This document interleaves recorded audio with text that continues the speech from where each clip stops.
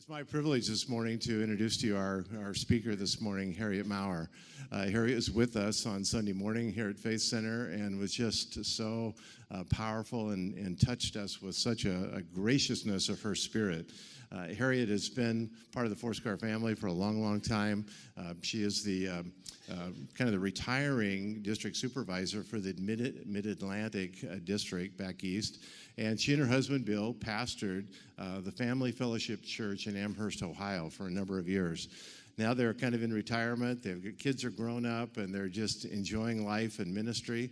And she just has a message, I think, that's just so wholesome and healthy for us as pastors who really need to learn how to walk in refreshment and renewal.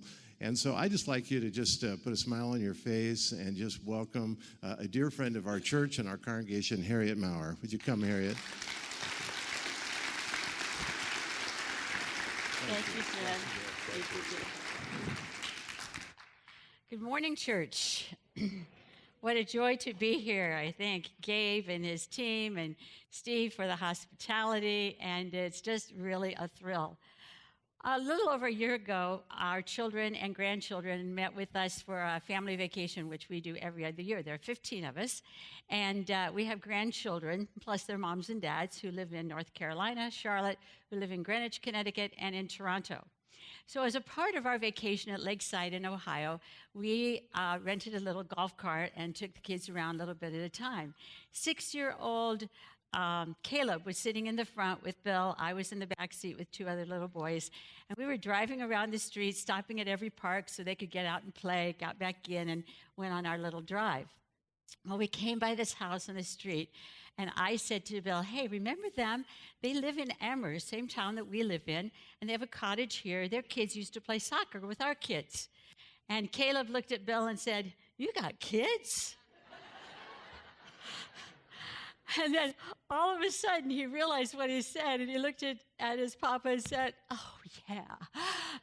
Sometimes it's the most obvious things that we kind of overlook, right? We kind of just forget about, and so I think today's message for us is probably a little bit like that. Oh, yeah, we know that. And I've entitled it, Living in an Azer Community. As I was talking with Gabe on the phone several weeks ago about this conference, and he was telling me the theme of it, on earth as it is in heaven, I said to him, so what's it? On earth as it is in heaven. What's the it for this session? And so we thought, well, it should be something about the kingdom because of the sentence before that. And what would be it for me to share with you? And so I thought, well, it could be a lot of different things. And he said, well, why don't you share about being a woman in ministry? And I thought, well, I could do that.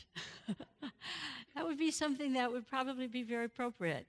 Women working with men. But it seems so obvious, like, you got kids?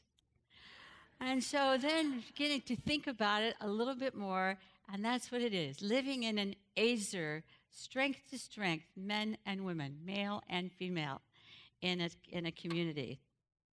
Well, there's a marvelous partnership of 2 leaders, male and female, in the Old Testament story of Deborah and Barak in Judges 4 and 5. The familiar passage of Deborah's conversation with Barak is in Judges 4 to 9. As you recall, Deborah goes to him, and she summons Barak to come to her. Anyway, yeah, I do know about men and women, him and her. In fact, yesterday, when Amos was talking about, I wrote it down, he said something about, in heaven, there will be no sexuality issues. I was sitting beside Steve, and I hadn't heard this little phrase before, but you have such a way with that. He said to me, we only know sexed bodies. Sexed bodies, that's such an interesting term. We won't have sexed bodies in heaven. So Deborah is described as a wife, as a prophetess, and a judge. Doesn't say she's a mom, doesn't say she has children. And Barak is described as a military leader. Now, Deborah's not passive at all. She's a natural leader. And she has a personal practice, as all righteous judges did at that time. It was known for a righteous judge prior to making a ruling to have some time of solitude and quiet to hear what God is saying so that the ruling really could come from heaven. Some judges were thought to be prophets because they did bring the word of the Lord to situations. So Deborah most likely had a lifestyle of listening and solitude. People from all over Israel came to her. Why did they come to her? I think primarily it was because they could trust her. They could trust her wisdom. They could trust her character. And so it was a good indicator that God spoke to her. So Deborah invites Barak to come to her palm tree and told him about going into battle with Sisera. And they had been in having just tons of oppression under his rule for 20 years, actually. And she assured him, God will give you the victory. And Barak said to her then the famous words, I'll go if you go with me. And she said, of course, she would. Now, in our cynical culture, we could see a Deborah type saying, oh, come on, fraidy cat, I'll go with you. But you know there's going to be a broad she'll get the victory for this. She'll get the honor for this. And I don't see that at all in her lifestyle. I don't think he was a fraidy cat. I don't think she rescued him at all. I think he brought his strength as a military leader. She brought her strength of wisdom and understanding of what it was in the times that they lived and what God was saying. So it was strength to strength, and she understood that. God honored their gifts together. And so she did say to him, however, a woman will get the credit. Now, I don't think she said, and a woman will get the credit. I think she said it in a prophetic way that didn't have any kind of taint of ownership or dominion or competition. And as you know, Jael did get the credit, and it was great. I think Jael probably thought, I got a stake in this story too.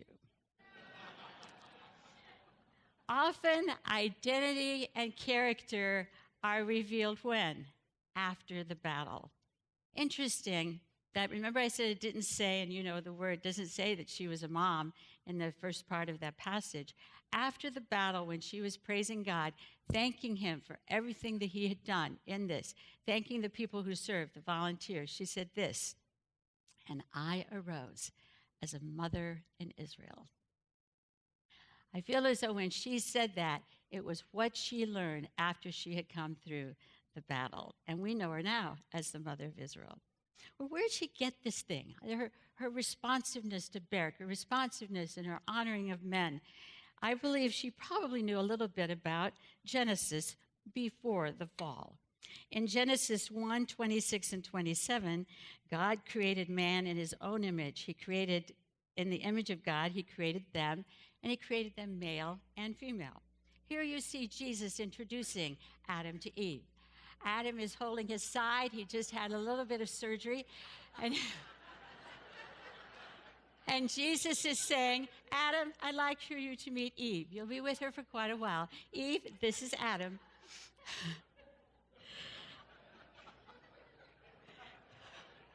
I love it. Eve was visibly, immediately there for Adam. In fact, God says, I will make a helper fit for him. The fit word is neged, and it means she's visible to him. She wasn't behind him, she was in front of him. The word is also used for David. He was in front.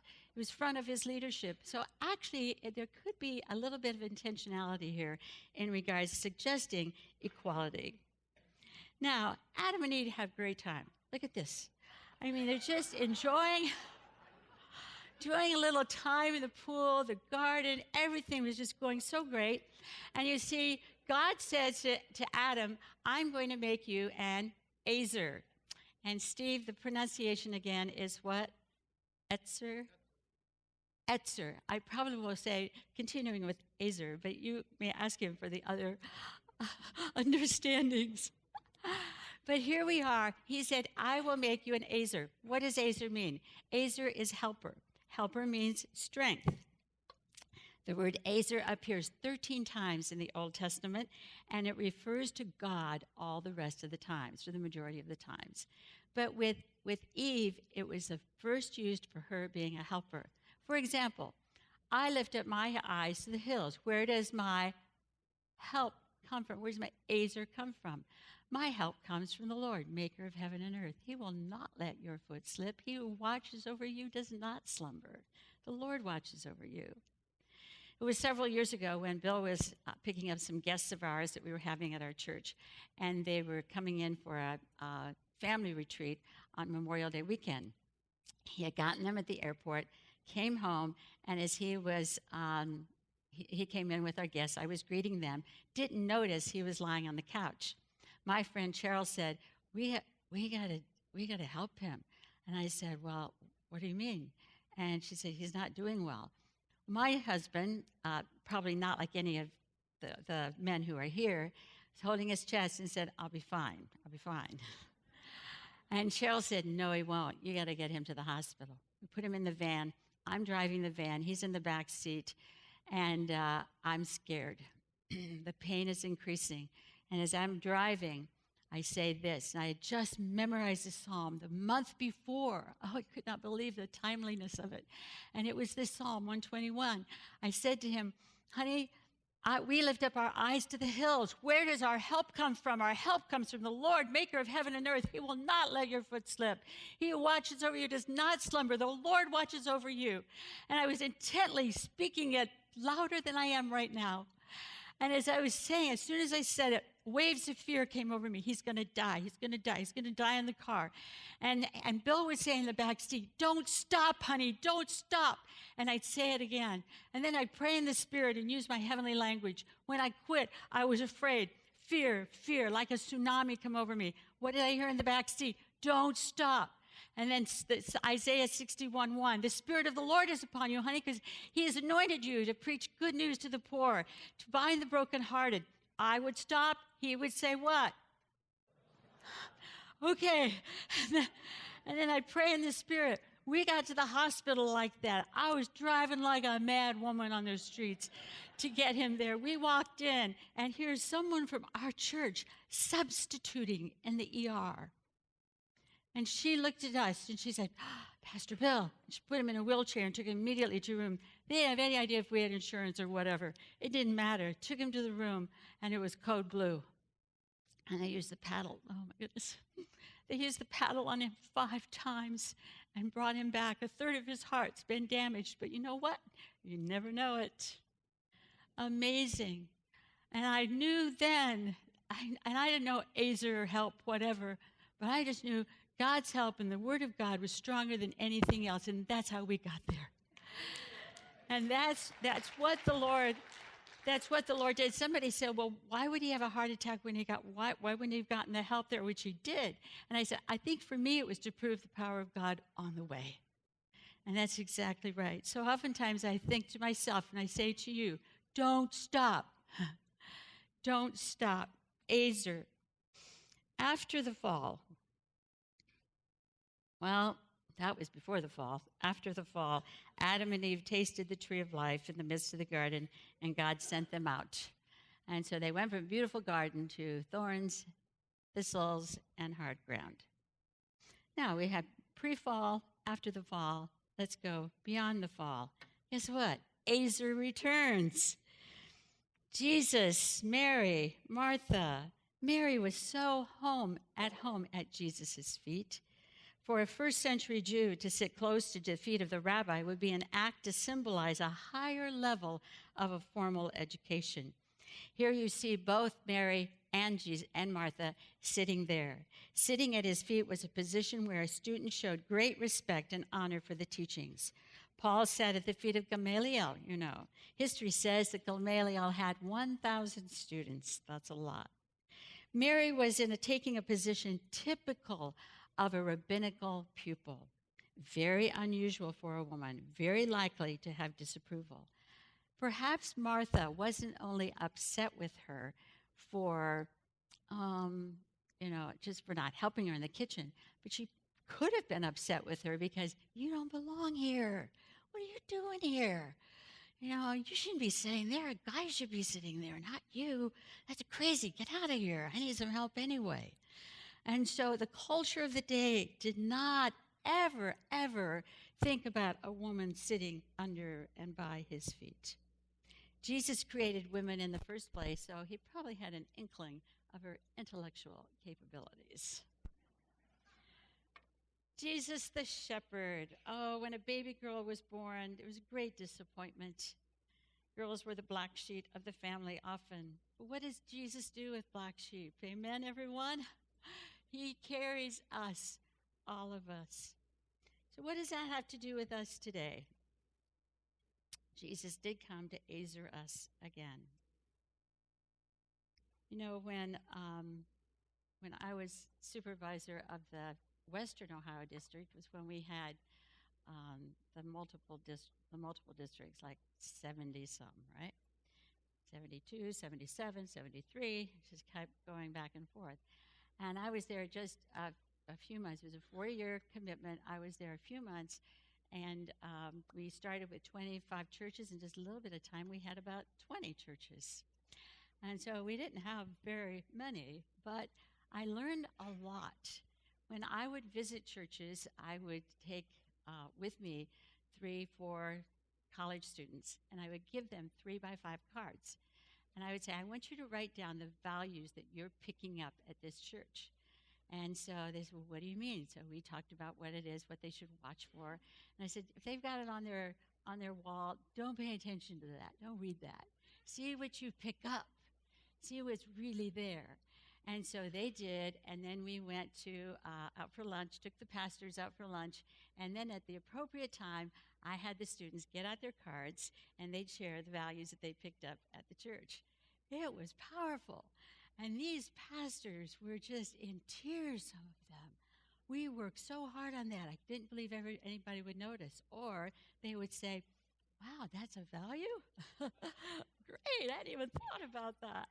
It was really neat. Well, we went to one church, and this is a story where Gabe said, maybe you could tell a couple fun stories. They weren't fun at the time, but we were in a church, and I had some students with me, and the pastor introduced me, and he said, we have our supervisor visiting us today, and, he said this. Sorry. He said, Harriet is here visiting today. She's representing her husband, who is our district supervisor, and he could not be here.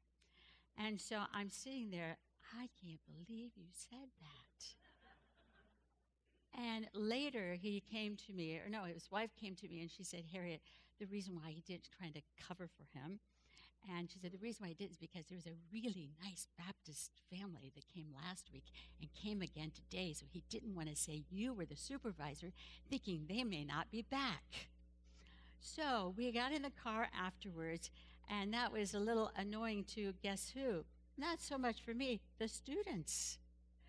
And they were in the car, and they said, well, Miss Harriet, right, what they call me in my church, Miss Harriet, you're the supervisor. Why did he say that? And it brought about the best conversation, because when I found this man wasn't typical by any means, but when he was so discontent with me and the authority that God had given me, I didn't want it, but God gave it to me, so you walk in that. And to think that a church then could have had the same kind of lack of understanding of Azer, right? Then Mid-Atlantic came along. Again, oh my goodness, what a surprise. Never intended. In fact, I said to Pastor Jack when he called, I said, Pastor Jack, do you know how old I am? And he said, everybody knows how old you are. So that must have been discussed at the board meeting. So that makes you feel good, which means if I would have assumed that responsibility, which I did, I was 65 when I started. That means 70 after 5 years. And it's like, we're ready to retire. We're thinking about that at this point in time. They said, well, just pray about it and then come for the interview and then let God work and see what he says. So the Lord did say something. And in January of 2009, the email went out to all the pastors about who the new supervisors were in every district. And so shortly after the email went out, I received a call from one of our pastors. I'd never met him before. And he called me to congratulate me, and he said this, yes, I received the email. I just wanted to call and congratulate you. And I said, well, thank you. I look forward to meeting you. And he said, I look forward to that as well, but I want you to know, I really believe I was God's man for that place. Oh, wow. Well, you know what? You can have it. I'm not owning it by any means. Could not believe it. He struggled so much. I don't think he struggled with me as much as he struggled with being a woman.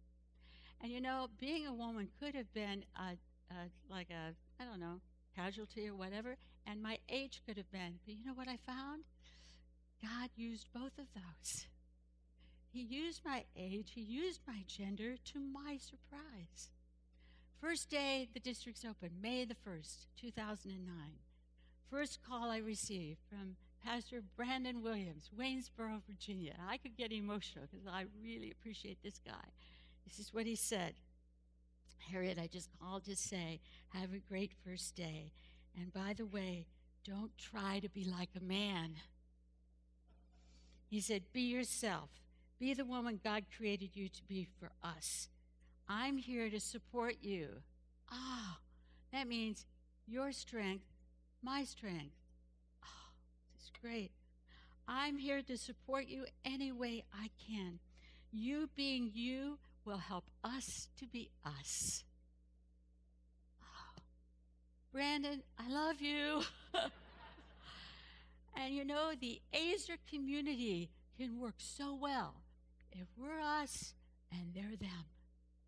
And in the merging of the strengths is what really brings the joy. Well, in closing, I would like for Gabe and Nicole to come up, and they're going to be our contemporary Adam and Eve.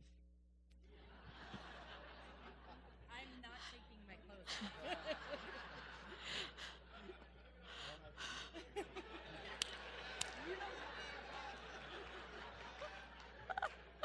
Oh, come on, guys. We got this pool of water, all these lilies and stuff. God said to Adam, as he says to men today, Adam, you've got great strengths. I've designed you for strengths. You bring them, would you? And he has this ark. Wait a minute, Nicole. Cue. Wait. So I'm excited. he brought his strengths, knowing male, female. She has strengths too. They're different for everybody. So she brought her strengths not as a subservient, I'll help you any way I can, under, or I'm dominating, we're in competition over. But instead, strength to strength. The strength of man, the strength of woman. You see, God designed this to be not only in a marriage, in a family, but in the church, in the community, in government, in education, in commerce, in global whatever. He's designed it so that men and women need the strengths of each other. And we don't try to match your strengths because God's given you your own. Bill and I demonstrated this in a message we co-taught at our church. And when we were finished with this, the guy that was doing the video in the balcony came to me and he asked me this question. Harriet, I saw this when you and Pastor Bill were doing this. I saw that at the mercy seat, the angels' wings touched. And he said this, could it be that the mercies of God follow where the Azer is brought together? Isn't that great? And so his God, yeah, when we're in agreement with strength to strength, doesn't mean that we'll never have any of this, all right? I'm not saying that. But when we have the understanding, we work through this in order to get the best possible route. So could it be that when men and women work together, that we can say, surely goodness and mercy will follow that in the name of Jesus. Amen. Thank you.